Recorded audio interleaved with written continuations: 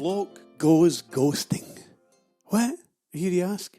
Well, let's start with a great big old house, an estate, that was built in 1860 by an ex-lawyer and chemical works owner, James White. Overton House, above Dumbarton. He eventually acquired 2,000 acres and finished the place around 1863.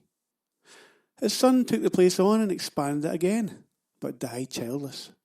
When his widow died, it passed to a relative in London, who basically couldn't be asked for the place and donated it to the people of Dumbarton in 1938. During the war, it was turned into a home for injured soldiers, and then in 1947 into a maternity hospital. There was a fire in 1948, but it continued hatching locals until 1970. In fact, my better half was born there.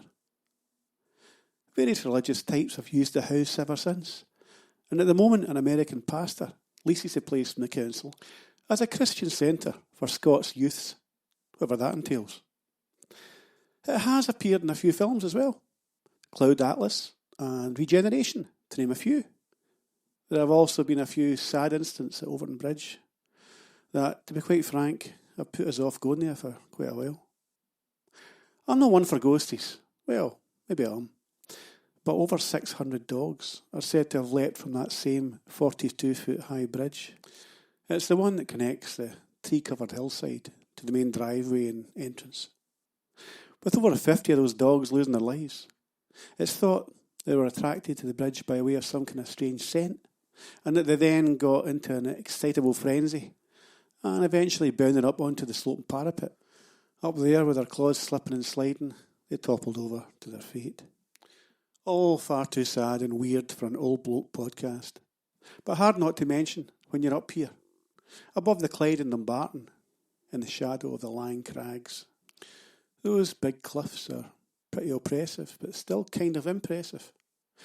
The crags were formed 360 million years ago and whittled into their current outline by the giant glaciers that slipped down to the sea from the north. Anyway, getting back to ghosties. There are tales of a white lady who is said to inhabit the place. Funny, not all the horrible things that happened here, obviously, but the coloured lady thing.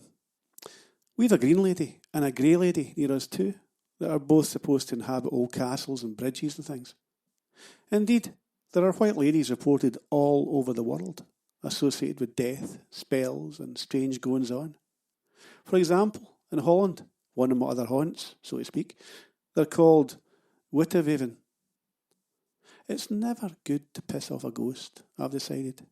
And yes, I do believe in ghosts, or at least something that lingers here long after it should have passed on, for whatever reason. Have I had any ghostly experiences? Yes, I have, but I'm not telling. Oh, come on, I heard you say. All right, but don't say I didn't warn you and keep it to yourselves. The first one was my ma's living room in Middleton Street when I was about 15. Left in our cells one time, me and a few reprobate mates decided to try that Ouija board thing.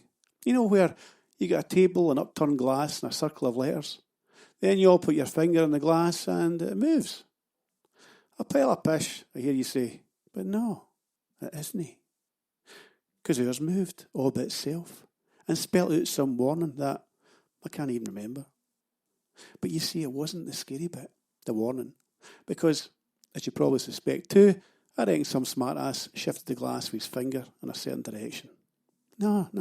It was the next day when my mum picked that glass up to clean it. It jumped out her hand and split in two. It didn't smash or shatter or explode. No, it split in two. As if some invisible hand had cut it in two perfect halves, like an apple. It totally freaked my mum out. And after a forced confession, I promised never to do that Ouija board stuff again. And I didn't. The second incident was also at the same house in Middleton Street in Alexandria. Maybe a year on, I decided to go to bed quite late. The rest of the house was sleeping, and I, by the way, totally sober and under the influence of no drug or substance, got my jammies on, turned off my bedside light, and lay back, my head resting on my nice white linen pillow. However, as I stared at the spot where the ceiling would have been, I felt the pillow depress. It was as if someone else had slipped into bed beside me and was now pressing their head down on the pillow too. Suddenly thrown into a state of paralysing terror, I was literally too scared to move. I didn't even want to breathe. Then, to my increased horror, I heard a slipping noise from the bookshelf above my head. Then a bang in the opposite wall. Bang, bang, bang. More slipping, more banging. And then it stopped and everything went still. Heart pounding. I took my chance and threw myself out of bed, diving for the main light switch. Slowly, I stared back, wide-eyed, at my empty bed. And then at the floor, a good 10 feet away from the bed, where there was a huge pile of heavy books, displaced from my bookshelf and somehow thrown at force against my wood-panelled wall 10 feet away. I raced out into our big living room, where I was met by our Irish red setter dog, Susie. Still shaking, I followed Susie back into the room. Shoving the dog in first, of course. I know, I was a great big fearty. The dog stopped suddenly, bared its teeth at a patch of ceiling over my bed and went pure mental, barking like mad. That was enough for me. I ran upstairs, straight into my mum and dad's room, waking them up and relaying my story. Still half asleep, they dismissed my tale as a dream and forced me to breathe on them, thinking, as you probably do, that I was mad with it. But I wasn't. Scout's honour. It was a good 2 months before I slept in my own room again.